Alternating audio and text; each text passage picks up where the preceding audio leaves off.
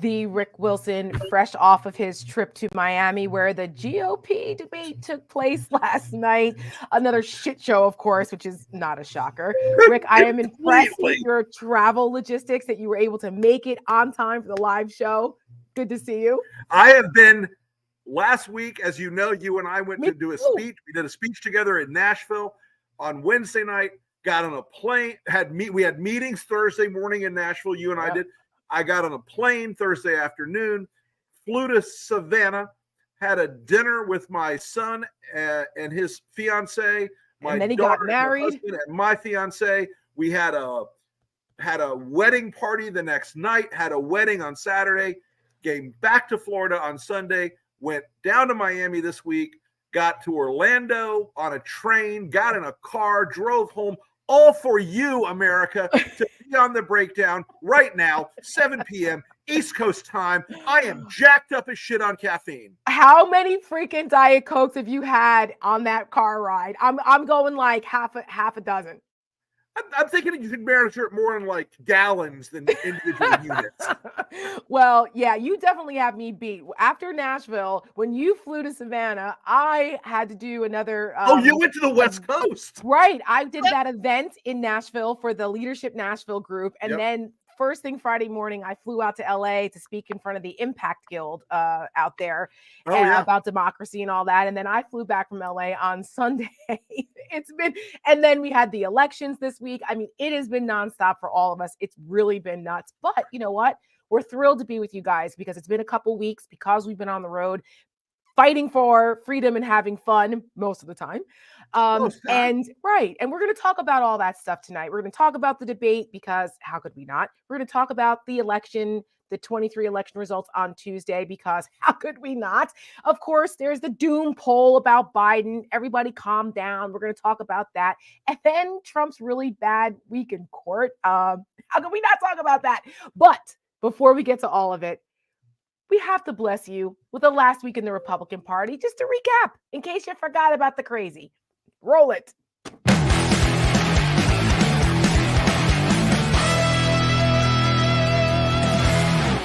We are broadcasting tonight live from our nation's capital, right here in the swamp and the sewer. Republican voters across the country are sick and tired of Republicans. I should have worn makeup. Donald Trump just declared this an unfair trial from inside the courtroom. Do you have more information on that? A very, very unfair. The court was the fraudster in this case. I was yelled at, and I've had a judge who is unhinged slamming a table. Our banks love us. Everything they accuse Donald Trump of doing, Joe Biden actually has done. Hitler was elected. Biden had to steal the election, but Hitler was actually elected. Right. That's the difference between Biden and Hitler, only one I can think of. Can you say unequivocally that the 2020 election was not stolen? We're actually doing really good, other than the fact that I don't have any more money. The entire world is watching this, and they're laughing about what's going on. So if they expel you, and then they put someone else in the seat, you're going to run in 2024. Absolutely. Clown show, that's exactly what it is. Paper straws are absolutely despised by many Americans because they start to become soggy almost immediately when you put them into a drink. Members of both the House and the Senate get compromised by sleeping with children. My husband is going to be Uncle Sam, and I will be the Statue of Liberty. I need more information before I can conclude that he's wearing lifts. This is no time for foot fetishes. The top of the boot literally almost touches the bottom about 3 inches in. Like, that's just weird, folks. If Donald Trump can summon the balls to show up to the debate, I'll wear a boot on my head. This is the state of the United States of America right now, Sean. I predicted that there was a very real chance the Democrats would jettison Joe Biden and parachute in Michelle Obama, that they'd do it at the convention next summer. I think the chances of that are rising every day. Everything's a lie. The whole thing is a lie. How dumb can we be, man?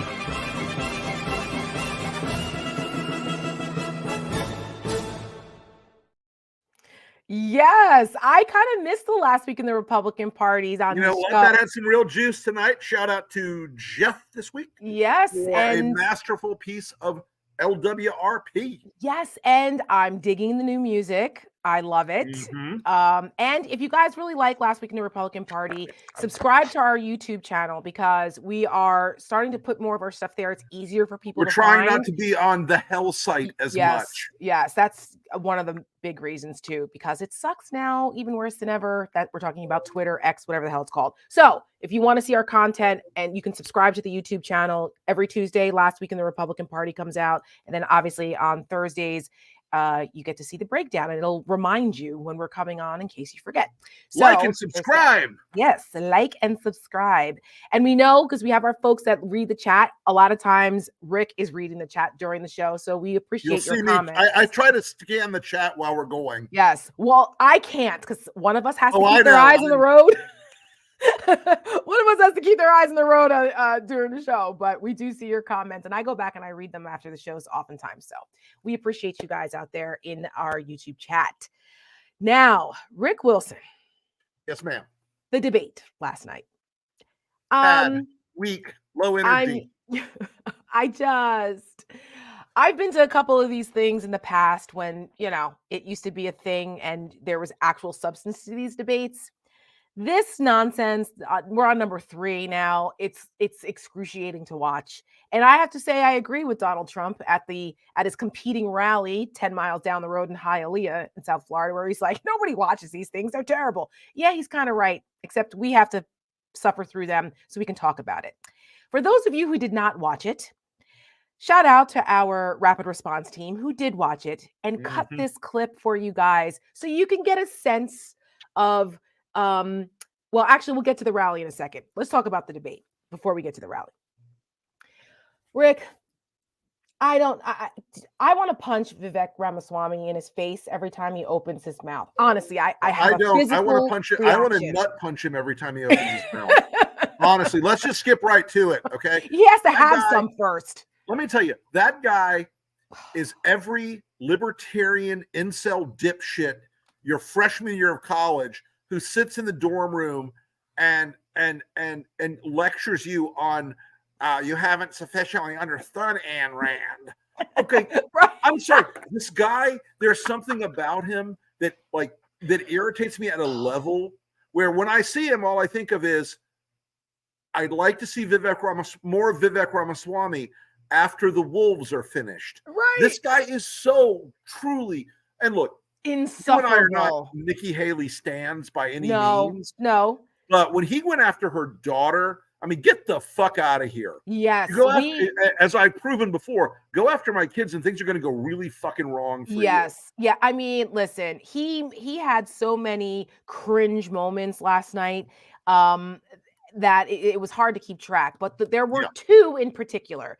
And clearly Nikki Haley is the one that has the most momentum because she was the one everyone was going after. And I will give her credit. She handled it pretty well.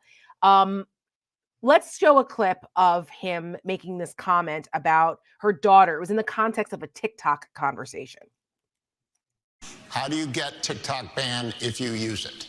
Well, I want to laugh at why Nikki Haley didn't answer your question, which is about looking at families in the eye. In the last debate, she made fun of me for actually joining TikTok while her own daughter was actually using the app for a long time. So you might want to take care of your family first. Leave my daughter out of your voice. Your adult daughter. The next generation of Americans are using it. And that's actually the point. You have her supporters propping her up. That's fine. Here's the truth. The easy answer is actually to say that we're just going to ban one app. We got to go further. Listen, I thought she was going to go Will Smith on him. Okay. Keep my daughter's name out of your effing mouth. Like, she handled it, I think, as best as she possibly could have in that moment. And some people said, the name calling, she called him scum. Look, that was probably the most mild thing that she could think of at that moment. And I don't blame her. And I think a lot of people, even if whether you like her or not, were like, good for you, sister. You know what? I mean, look, it's one of those things where if he had said that about my kid when I was on the stage, he'd be eating out of a straw for the next 2 months. Yeah, But she had the right of response. She did. I thought it was proportionate. He's part, though. The thing about Vivek, I think, is important to understand. He is part of this new sort of Republican trolling culture where all they really want to do is have the click-worthy moment. They want to have the moment where they get the incel boys going, hey, he's based. He's an idiot. He's a rude, small dipshit. And again, not standing for Nikki Haley when I say that for any parent, you know what? And people should this has always been a rule that I've followed in politics. If the kids are civilians or they're under 18, they stay out of the political dialogue. Right. No matter how hard I'm going at a candidate, I'm not going to say, oh, by the way, your son got a DWI at 50, whatever. I'm not going to do it. Never have. I've never taken a run at Barron Trump. You can go through, I've gone after the Trump family in every possible degree, variation, permutation. I've never attacked Barron Trump because he's still technically a civilian. A kid. Yeah, and he's a kid. Now, Coakley, Don Jr., Slow Eric, Travanka, even fair Tiffany, game. Fair game, wide open, weapons free, as they say. Yes. But him going after her daughter, it was just so skeevy. And it was calculated. It was calculated because she called him out on joining TikTok relatively recently after everyone knows that, I'm sure there's people who are on TikTok and their kids are on TikTok. TikTok is a national security risk. We don't have TikTok in my house. It's not installed on any of our devices. It cannot be because of my husband's security clearance. There's a directive, we can't even say TikTok. It's a problem. And the Chinese know it. And that conversation, actually, I'm glad it came up because it is a legitimate concern what the Chinese are doing with TikTok and manipulating information and all of that. However, this was his idea of the comeback when she criticized him rightfully for it because he is an opportunist. He's a plagiarizer. He's a poser. And this was his way of riling up the bros that he's not going to let this woman get the best of him. And you know what? He tried it again. He tried it another time in the debate where he made a comment. Now, this was a twofer. He was going for her and Ron DeSantis because, they both wear heels. So it got a little lost because it came from him and he's such a jerk off. But listen to this. And she had a good comeback for him on this, too. When Republicans do it or Democrats do it, that's the choice we face. Do you want a leader from a different generation who's going to put this country first? Or do you want Dick Cheney in 3-inch heels? All right, Mr. In which case, we've got two of them on stage tonight. Ramaswamy, thank you. Yes, I'd first like to say they're 5-inch heels, and I don't wear them unless you can run in them. We've got two of you on stage. The second thing that I will say is I wear heels. They're not for a fashion statement. They're for ammunition. Let me say one other thing about one other name Vivek Ramaswamy ought to keep out of his mouth. My old boss, Dick Cheney. Yeah. You all may not love Dick Cheney, but Dick Cheney shits bigger than Vivek Ramaswamy any given morning. Yes. Out of here. Yeah, I know. And as someone who used to run around Capitol Hill in 5-inch heels, I can appreciate Nikki Haley's comment on that. And, look, again, at least she was able to think quickly on her feet and shut him down. It just made him look like smaller and smaller, the asshole that he is.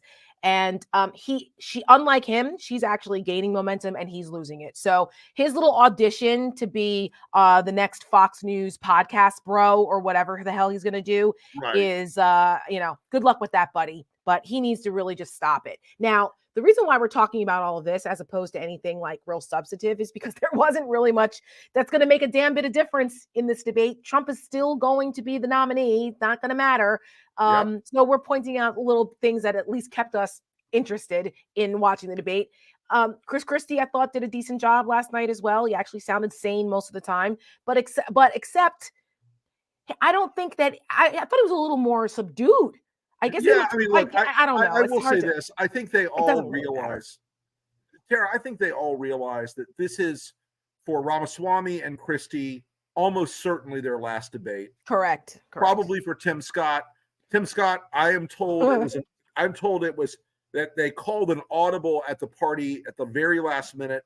And it was essentially like, well, we've got this many podiums. We'll let Tim Scott stay. Interesting. He did not make all the numbers, I'm told. But look, it does tell you something, like the degree to which they're just sniping at one another now. It's your boots. It's this. Yeah.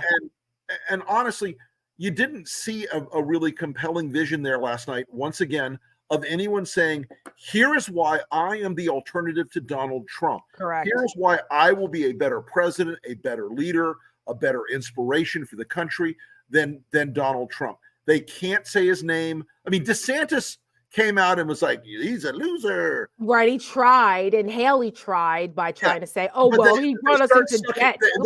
You can see them like trying to get some momentum on their statements, and then they kind of like go, oh God, he's gonna talk about me, and they stop. Right. And every time they do that, every time they pull back from actually saying, I'm better, he's bad, let me be your president, I want to lead this country, and I will put Donald Trump in the historical dustbin. They know what happens because look, right down the road in Hialeah, Trump is giving this rally last night, which included things like talking about making Tucker Carlson his VP, which all I can say is, please God, do it, Donald. Oh Please, my God. Jesus, make Tucker your VP candidate because I will have more fun than the law allows if that's the case. Well, we already know that that's just him getting. Oh, it is. Face. That's bullshit. He's never going to do that because he wants a woman on the ticket with him. But it's interesting that it tells you what the audience, where the audience is. Yeah, and very hot. Right. Maybe Alina Habba is in the running for vice president at this point. I don't know. But before we get to that rally, we haven't really talked about DeSantis. Because I mean, he got the endorsement from the Iowa governor, from Kim Reynolds, which is kind of used to be a big deal back in the day. Again, not anymore. Nobody cares. Nobody cares. And he didn't even bring it up. He didn't even bring it up during the debate, which goes to show you that he was just completely off kilter again. Most of the debate was on foreign policy, but still, I mean, you get that in there somewhere when you're staking your entire campaign on Iowa, where he's still losing by 30 plus points.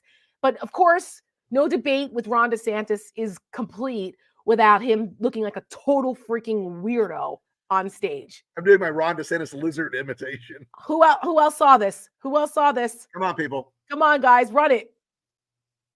Has he offered to withdraw? Can I withdraw from the process? He must have done that after every answer again all night with the weirdo lizard, like to stop the full licking going on. What is wrong with that man? Oh, he's so uncomfortable to watch. So our team last night, they put this on social. It's a joke, everyone. It's not a real GoFundMe for chapstick for Ron DeSantis. I mean, it's cringe. He's cringe all the time. He was cringe last night again. And, he is really a truly, I mean, the thing about DeSantis that continues to amaze me, and I've written a lot about this, is Ron DeSantis, there was an expectation among the leadership and the donor class and the elite conservative media. There was a period last year, or this year, this year. Feels like a year ago. Where National Review wrote 62 pieces about Ron DeSantis. Yeah. Before he declared. 62. And all of them were like, Ron DeSantis may have feces, but it does not stink. Ron DeSantis is covered in pure gold. Ron DeSantis makes my wife quiver when she hears his name. I mean, all of it was so like over the top. The future of conservative leadership. It's Ron DeSantis. I mean, the thing about it, the come down for this guy has been so brutal. And he's up there on stage last night realizing that day he lost 9 Florida elected representatives and state senators who had endorsed him, who went back to Trump. And back to Trump. And the thing about this too, folks, and I want you to really like listen to this like piece of reality about this campaign. The media would love to have a primary that mattered in the Republican Party. Right now, Donald Trump is ahead by a lot in Iowa. New Hampshire's his weakest state, and he's only up 37 in New Hampshire. Right. So by the time you get New Hampshire and Iowa out of the way, you go to South Carolina, where Nikki Haley and Tim Scott are in 3rd and 4th places. So their big storyline was, I can win South Carolina. Right. Nope. And then comes Super Tuesday. Now, in almost every Super Tuesday state, it's winner take all for that. None of these other campaigns have been out there in these states. They don't have the money to do it. They've all focused on Iowa, New Hampshire, South Carolina. On Super Tuesday, there are 2 states in particular, California and Texas. Now, you don't think California is an important state, but it's the largest pool of Republican delegates in the country.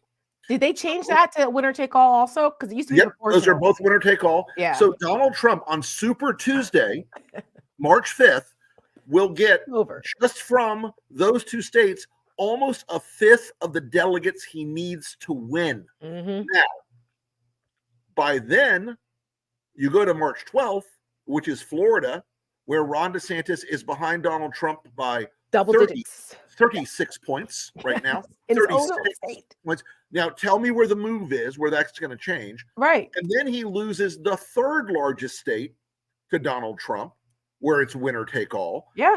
And you end up at that point where Trump has almost a quarter to a third of the delegates he needs after Super Tuesday and Florida.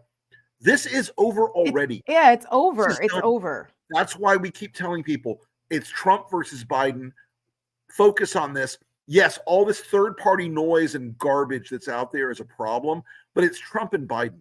That's right, 100%. And, and I think everyone on that stage knows that also. They know it. They are all dead men walking in this endeavor here. And I'm just tired of the media trying to turn this into a horse race, covering this like this is something normal, because it's not normal. And I don't know what was more uncomfortable last night, whether it was Ron DeSantis and the lizard lips or like us all seeing Tim Scott and his beard. Let's go on onto the rally. And let's. Yes, let's. Like I said earlier, if you didn't watch it, we watched some of it. I was flipping back and forth because it just 2 hours of the GOP debate with those people was too much. But then I had to go to Trump, and I'm like, I can't take this. This is too much. So our lovely rapid response team watched it for us and put it together in 94 seconds. Here's the Trump rally. 94 seconds. Go.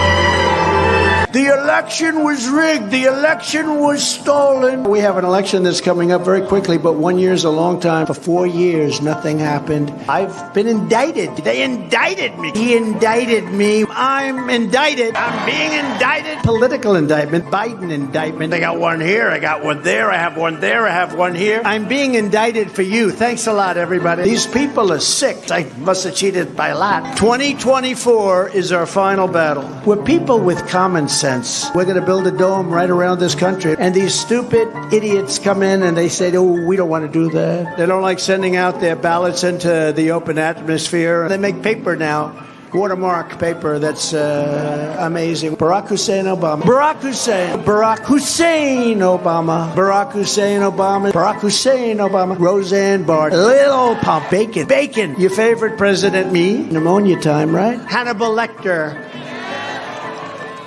He was a nice fellow. He loves MAGA, and he's all man.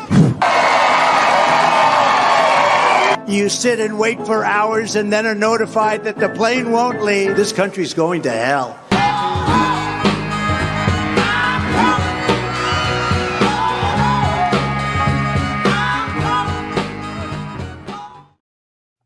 I mean, he's also changed his makeup up to be like Formby's rich walnut furniture polish. Right. I was looking at that. It looks like a piece of furniture. What is that? And I was just looking at my Mac here that I use for my contour, which is like NC50. What is he wearing on his face? It's awful. Anyway. Listen. This is the same thing, right? Over there in the land of Trumpistan where he lives. He seems to think that this is like the people outside of his primary voters, right? That haven't, I guess everybody's heard the same thing over and over and over. It's the greatest hits constantly. Yes, always. He did introduce 2 new things that I noticed, Rick. I don't know if you had a chance to watch it. I watched it, yeah. Okay, well, we didn't cut these clips, but I'm just going to bring them up. What are the 2 biggest things that they go after Biden on? they go after Biden on age, right? But then we turn around and go, yeah, but Trump is not that much younger than Biden. He's old too. He went after that. He actually old said and crazy. Yes, right. Old and accomplished. I'll take the old accomplished guy exactly every time. But this is what Trump does. It's all projection, obviously, and he always accuses the other side of what he's actually doing. And he said, "Oh no, don't go after Biden's age. No. He's incompetent." Yeah, because they don't want people to focus on his age. So I thought that was an interesting thing. Let's see if he keeps using that at rallies. He also brought up democracy, because we all know that democracy is on the ballot. We say it. Biden has said it. The Democrats are using that, right? Democracy's on the ballot because it is. And who tried to break our democracy? Donald freaking Trump. And now he's turning around. And I noticed he said this last night. He goes, we're protecting democracy, not them.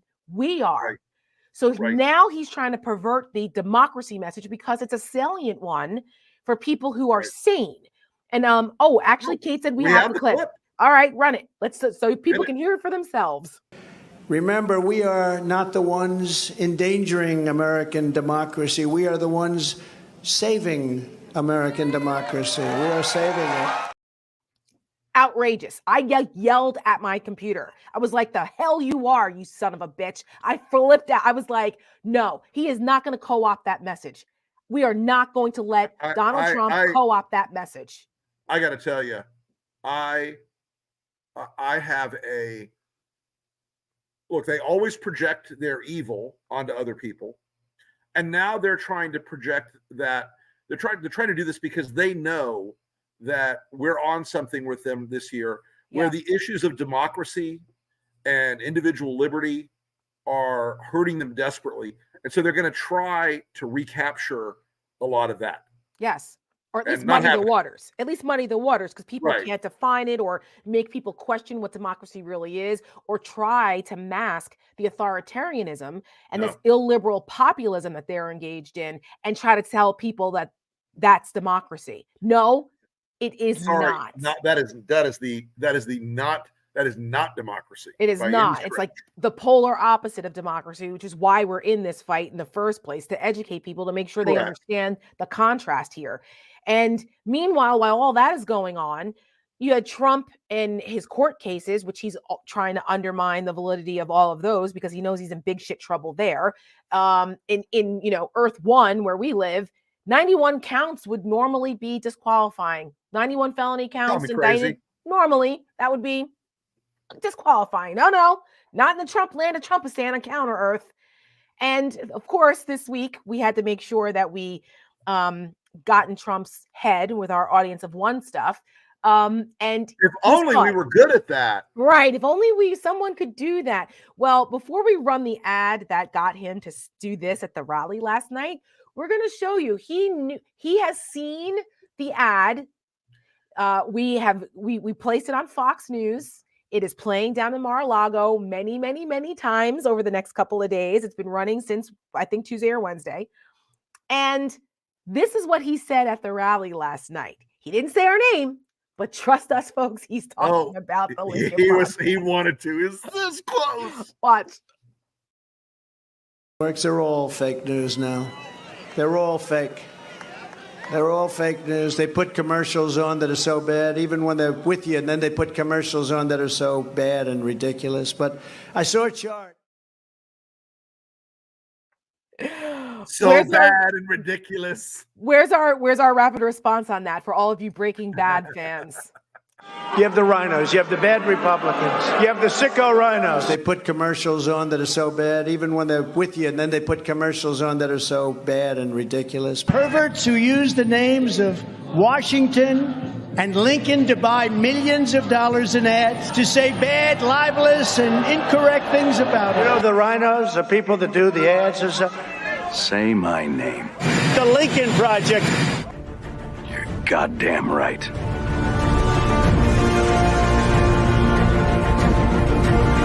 I guess they don't like me. It's not fair.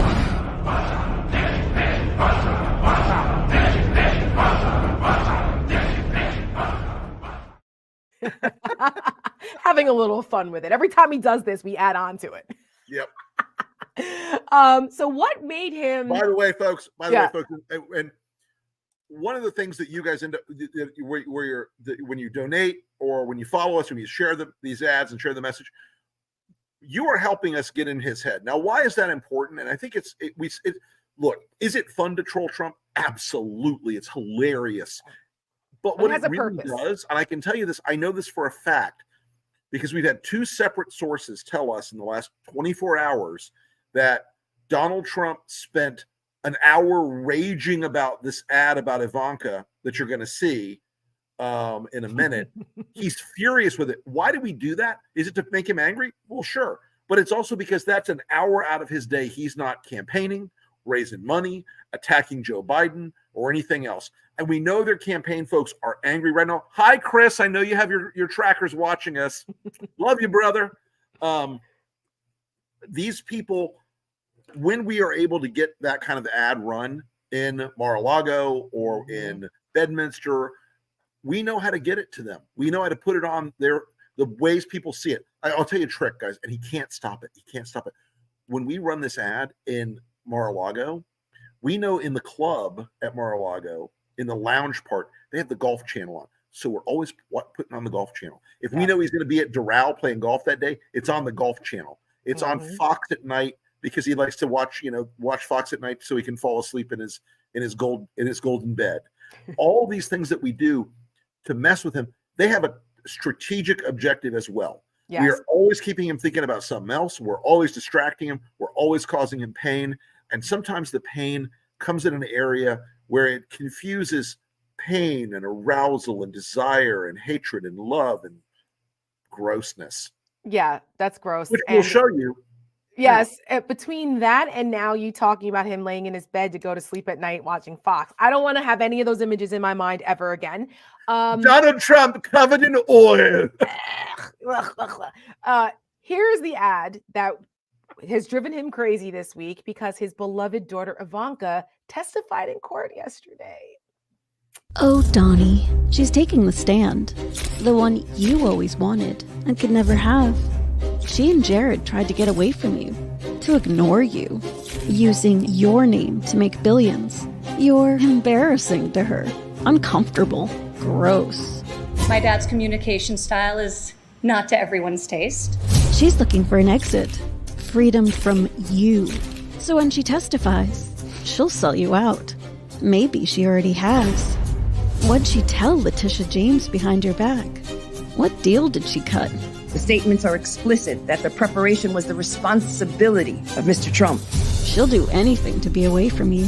Forever. All those years hoping she'd be the one. Now, she's just a witness against you. And if you think she'll ever visit you in prison, think again.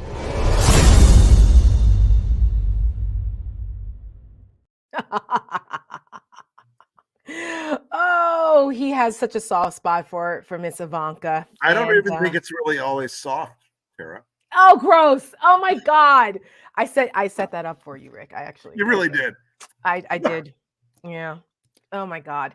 Well, she has been real quiet the last couple of years since they left the White House because she's basically a pariah in her social circles. And those of you who are dedicated watchers of us know that we've often said that Jared and Ivanka will never, ever get an invite to the Met Gala again.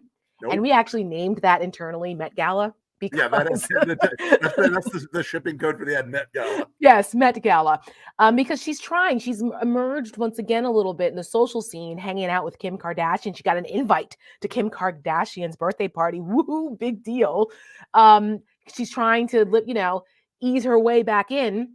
And then she has to go through this again. And people are reminded of why we scorned her and kicked her out in the first place. So, yeah, it's not a great week for Trump. He was on the stand on Monday, acting like a crazy person as usual, was admonished by the judge.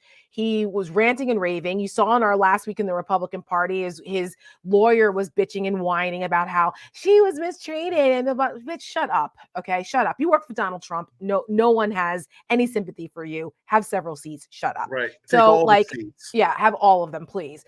So it's and his sons, They didn't do too great either up on the stand. I mean, this trial in New York couldn't go any worse for Donald Trump, really. No.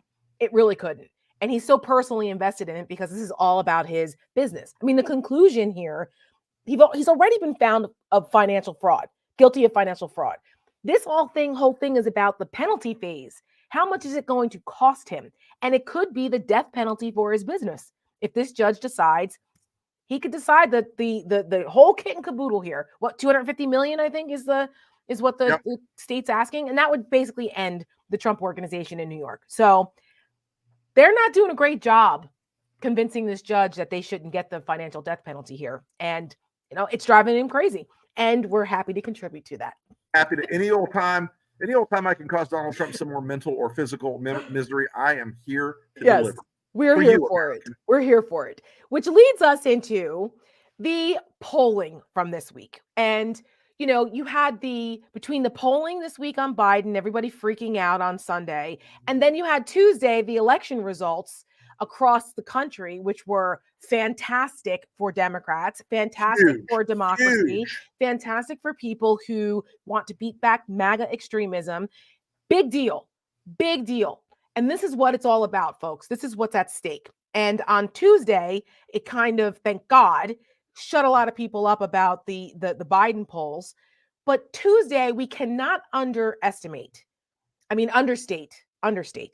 the importance of the Dobbs decision overturning Roe v. Wade and the impact it's having on the elections moving forward. We just saw it. We saw it last year in the midterms. We saw it again on Tuesday, all across the country, from Kentucky to Ohio to where I live in Virginia. MAGA extremism on the abortion issue has been repudiated in those states. Huge, huge wins. Huge. And the Republicans know that this is an albatross for them. You heard them last night at the debate. We're a party of losers and we keep losing. And yeah, well, between Donald Trump and your extremist culture war bullshit and wanting to take women's rights away, it's a losing issue, you idiots. So big deal. I know that for you, for me, I'm glad to see this whole Glenn Youngkin nonsense is over with. Okay. Yeah, Glenn Youngkin, that's now done. That's a wrap. Because Virginia now they're both chambers are run by the Democrats. They actually flipped the House. They overperformed in Virginia, which was a huge bellwether, in my opinion. So that is reason to be happy. New Jersey, they got gains in New Jersey. I was a little worried because Democrats have had a little rough time in New Jersey the last couple of years. It's been a little messy in New Jersey. Cool. But Democrats ended up getting gains in New Jersey. So, it all across Kentucky with Beshear winning. Ohio with the ballot initiative there that makes it a constitutional right to abortion in Ohio, which is a red state now.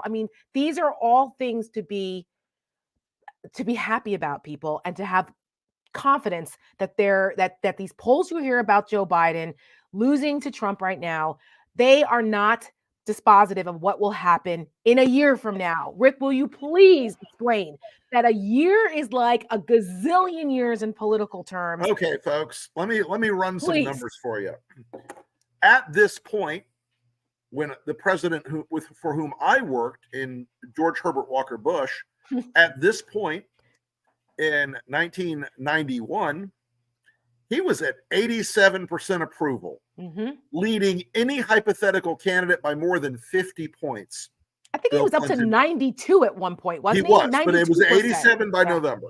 Yeah. He was defeated by Bill Clinton. In 1984, Ronald Reagan had a 37% approval rating, and only 32% of Americans wanted him to run for a second term. And they thought he was too old. And they thought he was too old. He won handily. At this point, Barack Obama only had 4 points more approval than Joe Biden does right now. And he in 2011, and he won. Polls a year out mean jack shit nothing. That's right. They are numbers screaming into the void. Most of them are produced right now either to induce panic in the Democrats, to drive a phony narrative of there's a horse race on. There's not. This idea that people panic every time a bad poll comes out. And yet, I will tell you also when bad polls have come out for Democrats. 2018, 2020, 2022. And in each of those 3 election cycles, the same navel-gazing, panic attack, I can't believe we're all dead. And yet Democrats picked up seats in all those around the country in all those years. Including winning the presidency in 2020. Yeah. Now, and I would say this the best one for last. At this point in 2019, Donald Trump was 20 to 24 points ahead of any Democratic rival. Yeah, that's right. Bernie Sanders, Elizabeth Warren, Joe Biden, Kamala, and in some, he was way ahead. Yep. So, folks, take a deep breath. These polls are meant to shake you and panic you. And I'm going to tell you the next set of polls you're going to see that are going to be the panic polls. You're going to see out there in some of these states, Dean Phillips will go from 2% to 9% or from 4% to 7%. And it's going to be spun by our former, not regretted, departed colleague, Steve Schmidt, and to like, there's a groundswell of joy for Dean Phillips. You must join this army of liberty. I'm imitating. That's my Steve imitation. And I'm sorry, I could do it if I had like 40 more minutes to bloat. And a couple shots of tequila, but yeah. Juan Benitez Day. Benito Juarez Day. Benito Juarez, that's it. Benito Juarez Day. But long story short, folks, you're going to see polls all year. I'm going to give you the super quick lesson. If you see a poll that says all Americans, ignore it. If you see a poll that says registered voters, ignore it. If you see a poll that says likely voters, then you can look at it, but you have to take it with a huge grain of salt. Because polls are a snapshot in time. Right? It's an art and a science, and it is not and a very flawed one. A very flawed one, as we've come to realize the last couple of years. And we've always learned that polls are just a snapshot in time. You need to pay attention to trends. Now, are there pieces of these polls that you can get takeaways from and go, okay, yes, these are some things that we know we have a problem in or that they need to improve. We get it. Everybody's worried that Joe Biden's too old. We don't need a poll to tell us that, right? Like, we get it. But the point that you made earlier, Rick, when we talked about Trump being old too, would you rather have someone who's older, competent, loves our democracy, is good and decent, and understands what's at stake, or someone who is an absolute psychopath who wants to destroy our country, has already demonstrated what he wants to do, and is telling us what he would like to do again, and tear up the Constitution and totally destroy our constitutional republic? This is the choice, people. And this week we put out another ad. We've been very busy here at the Lincoln Project. We've got the Ivanka ad running 58 times over 2 days down in Florida, driving Trump crazy. And then we have this ad that we put out, which I do believe is voiced by, is this one voiced by Peter Coyote or is the other one? But one of our ads, we've got Peter Coyote. No, it's the other one. No, this is not the one for Peter. The one at the end of the show is voiced by Peter. But this one here shows us what's going on here. Okay, it's a reminder of what's at stake. We've got a war going on in the Middle East. We've got Ukraine. We've got these crazies in the House. We have a freaking MAGA speaker. There's a lot at stake here. And it's important for people to be constantly reminded, because if the Democrats aren't going to do it, hello, we will. And hopefully they'll take some notes. Run, something is happening. Something is happening in American politics. For decades, Republicans called themselves the party of strength in foreign policy. Today, the Republican Party attacks our military. Some of the dumbest people I've ever met in my life. And cozies up to our enemies. Hezbollah is very smart. They're all very smart. Republican senators are blocking key military appointments, making America less safe. This sweeping hold is undermining America's military readiness. Republicans are helping Vladimir Putin by calling for the end of military aid to the brave Ukrainians. Under Republican, not another penny will go to Ukraine. Today, President Joe Biden is the voice of a strong America. Let there be no doubt, the United States has Israel's back. This is an American president. We cannot and will not let terrorists like Hamas, tyrants like Putin win. President Joe Biden, America's president.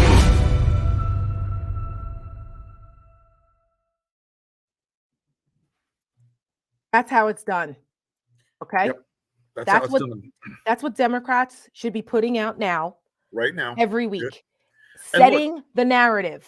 He has the chance to recapture the mantle of national security from the Republicans.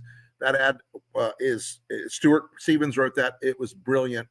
I want to say one quick thing. We'll go into some happy news and wrap up. We've had a lot of questions in the chat tonight about Steve Schmidt. Folks, I want to be very clear about Steve helping Dean Phillips run for president against President Biden. It will only help Donald Trump. And honestly, I will say this. I'm embarrassed by Steve, and I'm embarrassed for Steve. He's been gone from the Lincoln Project for over 2 years. Correct. He did not leave on good terms. We have not regretted his loss and his departure a single day. Our team is better than ever. The production is sharper. The creative is sharper. The communications are better. Social's better. Everything is running better at this organization. And I kind of feel pity for Dean Phillips because he got sold a bill of goods that he could win this thing. And the only person that's going to benefit from it is Steve. And Steve has said a lot of stuff about the Lincoln Project. It's not true. The vast majority of things he said about the Lincoln Project in the last 2 years have been outright lies. And he should really hope, and I've kept my mouth shut about this for a long time, he should really consider whether he wants to continue that strategy, because when people like to do that sort of thing, when other people want to tell the truth, it hurts a lot more. Yeah. So I'm going to leave it right there. But we are nothing to do with Steve. We have had nothing to do with Steve for over 2 years. The organization has never worked better than it has in those last 2 years. We're doing great. This is a fight that matters. And, you look at this guy who for years was like leading the charge, saying we can't do anything to make it more likely Trump would be elected. Everything he's doing for Dean Phillips makes it more likely Trump will be elected. That's right. And the lawyers will probably not love me saying all this, but I'm saying it because it's truthful and it's direct. And our audience, the audience that stuck with the Lincoln Project this entire time, the people that have backed our fight deserve the truth. Deserve the explanation. Yep. Every single one of you. That's right. That's right. And I think it's you just let the work speak for itself and see who's on the right side of this issue. That's what I'll say about that. Yeah. So, and also I'd like to just reassure folks. Oh, let me say one more thing. Yeah. Today, the news broke that Steve had already been moved from the campaign to the super PAC, and that he was going to run TV ads for Dean Phillips. Folks, the creative team at the Lincoln Project, the best in the business, the award-winning creative team with our amazing creative director, Michelle Kinney, and our producers, Ben Howe and Joey Wharton-Erkney, and our incredible cast of voiceover talent and music talent and everything else. They're here at the Lincoln Project.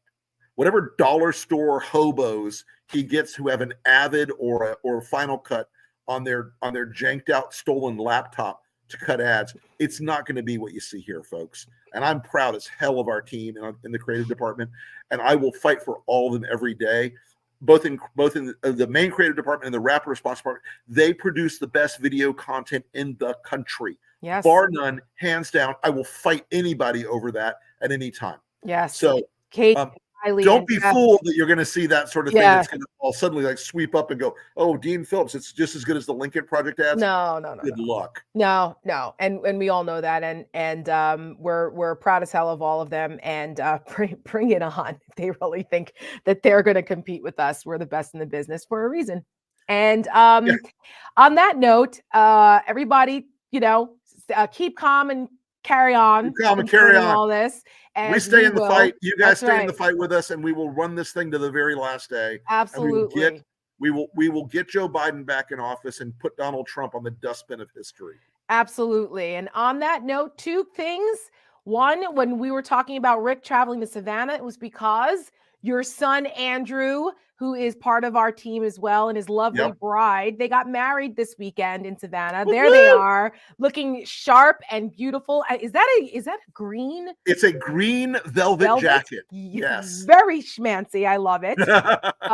Big congratulations to Andrew. There's a lot of these on my Instagram, folks, because, Yes, well, of course. You guys looked fabulous. You and Renee looked fabulous. It was I love a good wedding. So we had some good outfits, I thought. Yeah. And Nora, I got a chance to hang out with Nora and her husband when we were in Nashville. They are awesome. Also, I had excellent pizza in Nashville, by the way, which shocked the hell out of me because I'm a pizza snob coming from Jersey. My husband's from Brooklyn. Like, the best pizza in the world is in New York and New Jersey. However, I had some decent pizza down there at Frankie's in Nashville because guess what?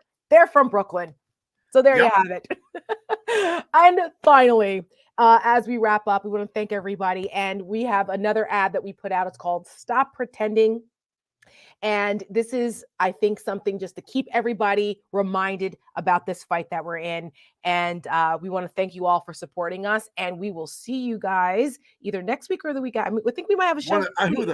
Who knows? I know. It's a lot. It's a lot. We'll see you all soon. Thanks for watching. Like and subscribe on the YouTube machine. Yes. And we'll see you next week. It's time to stop pretending. Time to face reality. Donald Trump will be the Republican candidate for president. There's a battle ahead like nothing we've ever seen. The fate of your country, your family, and your freedom are on the line. You can't win this on the debate stage or with policy papers. He is more cruel, more desperate, and more dangerous than ever. He'll use violence and chaos. He'll fight dirty. That's why you need fighters on your side who hit just as hard. People who walked away from the Republican Party and know how to fight it. We're the Lincoln Project. We're not liberals. We're not progressives. We're former Republicans who put country over party. We're Americans who know unless we stop Trump, he will end this democracy we cherish. We're all in to defeat Trump, break the MAGA movement, and end this chaos. It's America or it's Trump.